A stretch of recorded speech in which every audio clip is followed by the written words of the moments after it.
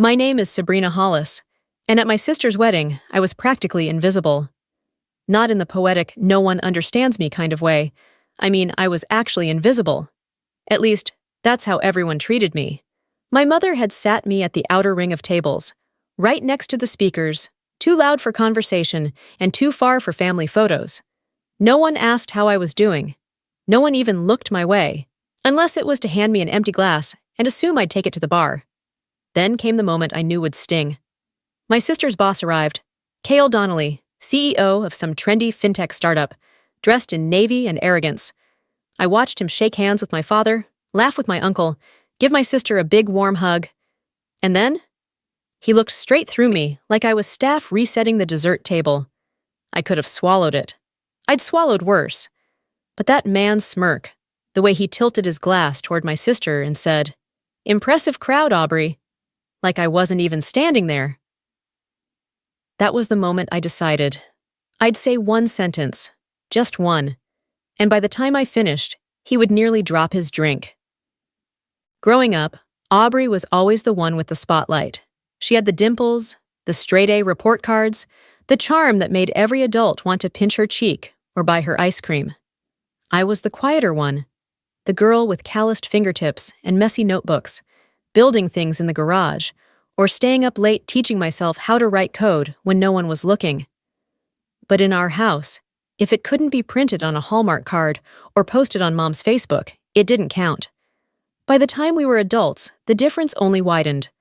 Aubrey went into marketing, something glamorous and visible. She had the heels, the company-branded mugs, the team lunches, and happy hours.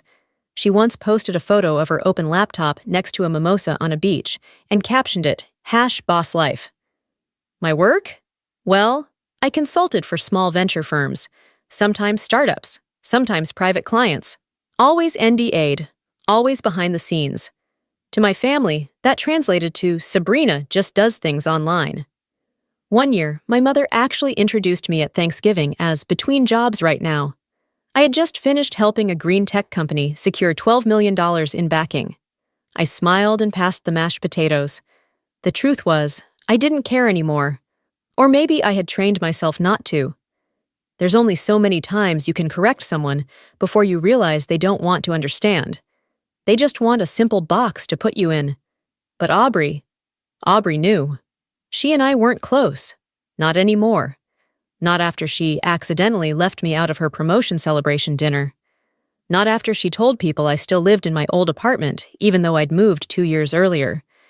It was all these little paper cuts, casual lies meant to trim me down until I fit into the role she wanted, the older sister who never quite made it. So I let her have her show. I RSVP'd to her wedding on time. I wore the dress she requested, muted color, conservative cut. I even offered to help with the setup, and she politely declined, saying, "You don't need to stress yourself out. Just enjoy the day."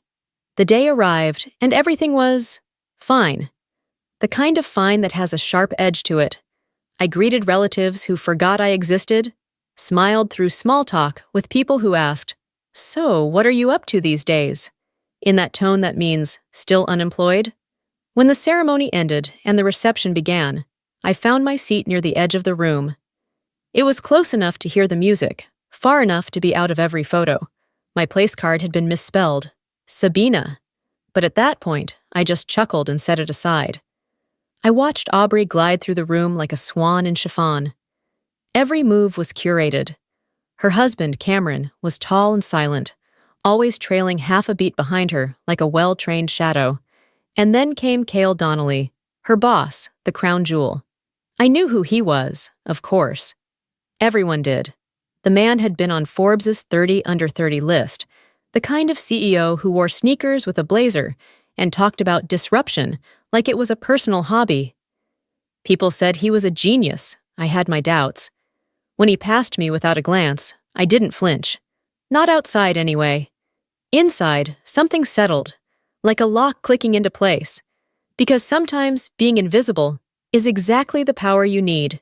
The moment Cale Donnelly stepped into the reception hall, it was like someone had turned up the wattage in the room. Heads turned, conversations paused. Even people who didn't know who he was seemed to register that someone important had arrived. The kind of man who didn't have to prove his status. He wore it like a tailored suit, which, of course, he was wearing. Navy, perfectly cut, no tie, just the right amount of disheveled, like he had money, but didn't need to try. He moved slowly, like he expected the room to orbit around him. And it did. My mother looked ready to faint from pride. She waved him over with both hands, like an airport attendant. "Cale! Over here!" I watched him glide toward our table. My father stood to greet him. My uncle adjusted his jacket, like he was preparing for a job interview. Even Cameron, the groom, seemed to take a step back when Cale approached. He shook hands, gave a smooth smile, laughed on cue. Then he turned to Aubrey. "You look stunning," he said. She did. That was never in question. She had the kind of bridal glow that couldn't be bought, because it came from knowing the world was built to applaud you. She beamed up at him, fingers brushing his arm lightly, like they were co-stars in a film. Then he said it. "Impressive crowd, Aubrey." I was standing less than 3 feet away, and when his eyes passed over me, I don't think he saw me as a person. Not a name, not a guest, just air, no pause, no nod, not even polite confusion. It was practiced, reflexive, dismissal. I'd expected it. Even so, it stung more than I thought it would. To him, I was some woman standing near the bridal party, maybe a cousin, maybe a +1, someone not important enough to place or acknowledge. I didn't say anything. Not yet. I sat back down, slowly, letting silence settle around me like fog. The table was alive with energy. My aunt started telling Cale about Aubrey winning some award in college. My mother added that Aubrey had always been a natural leader. I tuned them out. Instead, I watched him. Cale. I knew more about his company than he probably realized. I'd read their pitch decks. I'd tracked their Series B round closely because Carradine Capital had considered a small stake, but pulled back, on my recommendation. Their platform looked sleek, but they were bleeding retention, and their Latin America rollout had backfired with compliance issues and bad UX. I wrote the memo that made Carradine say, "Not yet." I wrote it at 3 a.m. after digging through customer churn reports Cale probably hadn't read himself. Cale never saw my name on the memo, but he felt the result. He just didn't know it had come from me, until now. I turned my glass slowly, my fingers wet with condensation. My heart was beating faster than I liked. My pulse was steady, but I knew the sensation of adrenaline creeping in. I could have let it go, stayed silent, let him enjoy his moment. But I was tired, not angry, not emotional, just tired of being invisible. So I stood. No one noticed at first. The music had picked up. A few guests had started dancing. Laughter rolled from the other end of the room. Cale was still at the head of the table, talking with my cousin. I walked straight to him. Not with force, just quiet presence. He didn't look until I was standing there. Then I said, calm as anything, "Just so you know, your Series B valuation's going to drop if your platform keeps bleeding retention like this." The words landed like a soft blade. He blinked, and for the first time all night, he looked at me, not through me, at me. His hand faltered. The champagne tilted. A drop slid down the side and hit the floor. "Aubrey," he said. "Who is this?" She stammered. "My sister, Sabrina." Something clicked in his expression, like an old file loading. "Sabrina Hollis?" I gave him a small smile. "That's right." He stared, and just like that, I wasn't invisible anymore. Recognition is a strange thing. It doesn't always come in words. Sometimes it's a twitch of the jaw, a recalibration of the gaze, a second where someone's brain catches up to what their ego missed the first time. Cale Donnelly stared at me, like he was watching his past decisions rearrange themselves, like he was remembering a name from a list he should have paid closer attention to. "You're Sabrina Hollis," he said finally, voice lower, more careful. I smiled. "Yes, we've never met officially, but you've definitely seen my comments. Or rather, your board has." Aubrey looked back and forth between us like someone had just changed the language mid-conversation. "Wait, what's happening?" Cale didn't answer her. He was too busy doing the math, connecting timelines, matching advisory reports to the name he'd just dismissed at a family wedding. You work with Carradine Capital, he said. Not a question. A memory, I shrugged. Among others, Carradine wasn't just a capital firm. It was one of the quieter power players, known for early backing in now household name tech companies. I'd been working with them as an independent strategic advisor for almost 5 years. My role wasn't loud, and it was never public, but behind closed doors, my analysis helped shape acquisition deals and product pivots that made or broke startups like his. He cleared his throat. I wasn't aware they had. He stopped himself. I didn't realize you were. I let him squirm, just a little. Aubrey finally hissed. Why didn't you ever tell me you worked in tech? Like, seriously worked? I turned to her, voice still calm. You never asked. That part wasn't petty, it was the truth. My sister had spent so many years assuming I was drifting through life, doing nothing of consequence, that she'd stopped listening long before I had anything worth saying.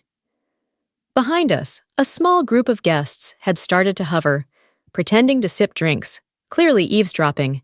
I stepped back slightly to give Cale space to recover, but he didn't move. He looked different now.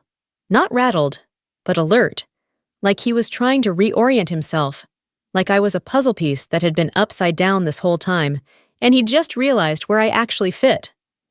I remember your review, he said. It was direct. It was accurate. He laughed under his breath. Yeah, it was. Aubrey's smile had vanished. Are you seriously standing here talking business at my wedding? She snapped. Cale turned to her. Aubrey, your sister is. He paused. Let's just say she's someone I should have recognized. Sooner.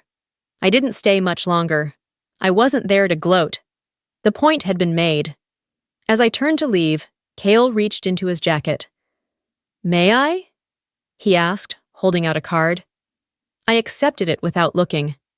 I'll think about it. He nodded. I'd appreciate that. As I walked back to my table, Sabina, according to the place card, I caught my mother watching me. Her expression was hard to read. Confused? Curious? Maybe just unsettled by the fact that something had shifted, and she hadn't seen it coming. At my seat, I finished the last sip of champagne. It tasted the same, but it felt different. Because sometimes power isn't about money, or fame, or the spotlight. Sometimes it's about timing, precision, and knowing exactly when to remind the room who you are, especially when they've already decided you're no one. The rest of the evening shifted like a slow, deliberate turn of a dial. The music stayed the same. The lights didn't flicker, but the energy was different. It was no longer Aubrey's perfect wedding. It was the wedding where her sister surprised everyone. I could feel it in the way people looked at me. Before, I was wallpaper. Now, I was a curiosity. One of the groomsmen, a guy who had barely acknowledged me earlier, stopped by my table with a sudden smile. I heard what you said to Cale, he said, like it was a compliment. Didn't know you were in the business. In a way, I replied. He nodded like he understood, but he didn't. Most of them wouldn't. That was fine. I didn't need them to understand the mechanics, just the shiftings. A few cousins approached next, their voices syrupy with surprise. You never mentioned you work in venture capital. I didn't correct them. Let them believe what they wanted. Even my Aunt Denise, who once offered to help me apply for a real job, tried to corner me near the dessert table with a soft, apologetic tone. You've always been so private. We didn't realize. I gave her a kind smile. That's all right. I wasn't asking to be realized. But it was my mother's stare I felt the most. From across the room, through clinks of cutlery and the shuffle of heels, her gaze tracked me like she was reevaluating a number that had never added up. She didn't come to me, not immediately. My mother is not the type to admit she was wrong. Instead, she sent signals. The narrowed eyes, the stiff posture, the way she whispered something to Aunt Trudy while tilting her chin toward me. I knew that posture, that calculation. Sabrina had become useful, and that was the only kind of interesting my mother ever respected. I let her watch. Aubrey was another matter. She approached later, somewhere between the father-daughter dance and the cake cutting. Her makeup was flawless, but her smile didn't reach her eyes. "Can we talk?" she asked. We stepped outside onto a balcony strung with lights. The sounds of laughter and glass tapping were muffled behind us. For a moment, it felt like we were 16 again, sneaking out to breathe when the house got too loud. "You made a scene," she said. "I spoke one sentence. You humiliated me in front of my boss." I leaned against the railing. "No," I reminded him, "I exist. That's not the same thing." Aubrey crossed her arms. "You should have told me what you do. That you're whatever that is. I tried, years ago. You weren't interested. That's not fair. It's honest." She looked away. "Mom's already saying she knew you were special. She's going to act like she saw it coming all along." I smiled at that. "She always rewrites the story. But you had the real version. You just didn't want to believe it." Aubrey swallowed. "Why didn't you ever fight for space? You let us treat you like background, and now you want credit for being center stage." I turned to face her fully. "I don't want center stage. I never did. But I won't apologize for not being small enough to ignore anymore." She didn't respond. That silence between sisters is a familiar thing. Thicker than anger, deeper than resentment. It's the space where all the unsaid things live. I let it stretch. Then I said, "I'm happy for you, Aubrey. I mean that. You looked beautiful, and you deserve to be celebrated." Her shoulders softened, just slightly. "I didn't mean to make you feel—" "You didn't need to mean it," I said. "You just did it." She blinked, then nodded. "Are you happy, Sabrina?" The question surprised me. I took my time answering. "I'm at peace," I said. "I built a life I don't have to prove to anyone. That's more than happiness." She nodded again. It wasn't an apology, not quite. But maybe the closest she could get. When I returned to the reception, the cake had been cut. People were dancing. A few guests smiled at me as I passed, but I didn't linger. Cale caught my eye from across the room and lifted his glass. This time, it was a nod of respect, not habit. I didn't return the gesture. I had no more to prove. I gathered my clutch, stepped outside, and called for a car. The air was crisp, the kind that clears the mind. As I waited at the curb, I glanced at the wedding invitations still tucked inside my purse. Cream cardstock, embossed names. Aubrey and Cameron. Elegant, curated, expected. I didn't belong in that world, but I didn't need to. Because sometimes reclaiming your place isn't about crashing the party. It's about reminding them you were on the guest list all along. There's a strange kind of power in silence. When it's chosen, not forced. For years, I let people fill in the blanks about who I was. I let them call me quiet, weird, aimless. I let them talk over me at dinners, skip over my name in introductions, forget my birthday while they posted glowing tributes to Aubrey's every minor promotion. And I stayed silent, not because I had nothing to say, but because I knew I only needed one moment, one sentence, spoken at the right time, to the right person, in the right tone. Not a speech, not a monologue, not an outburst, just precision, controlled impact, like lighting a match in a dry forest. That night at the wedding, I didn't just reclaim my place, I reminded them I'd never left, that the version of me they ignored was never the real one. I'd grown beyond their definitions, and I no longer needed their permission to exist. Cale would remember me, so would Aubrey, so would the people who laughed quietly before the champagne dropped. And long after the wedding photos faded, they'd still remember the shift in the room when I spoke. But I wouldn't carry any of them with me, not as burdens, not as goals, not as validation, because when you've built your own foundation, you don't owe anyone a blueprint. Just presence, quiet certainty, a name they'll Google when the room clears. And sometimes that's all it takes.